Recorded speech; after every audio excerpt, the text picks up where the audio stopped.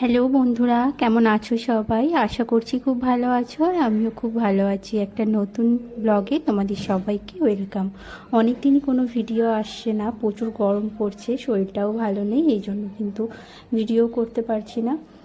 আর প্রথমেই দেখো, এখানে আমাদের সকালের ব্রেকফাস্ট ছিল লুচি, আলুর তরকারি, আর সঙ্গে ছিল মিষ্টি। প্রথমে মা ব্রেকফাস্ট করে নিল, তারপরে এবার আজকের দিনটা যেহেতু নিরামিষ, তো নিরামিষ পনির রান্না করবে, সেটাই তোমাদের সঙ্গে শেয়ার করছি। প্রথমে এরকম পনিরটা আমি চৌকোভাবে কেটে নিয়েছি, তারপর এখানে তেলে কিছু গরম মশলা ফোড়ন দিয়ে, তারপর আমি এখানে টমেটো অ্যাড করে দিলাম, দিয়ে ক্যাপসিকাম আলু ভালো করে ভেজে নেব।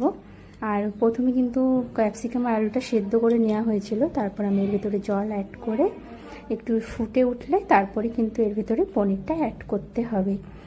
এইভাবে কিন্তু রান্না করলে খুবই ভালো লাগে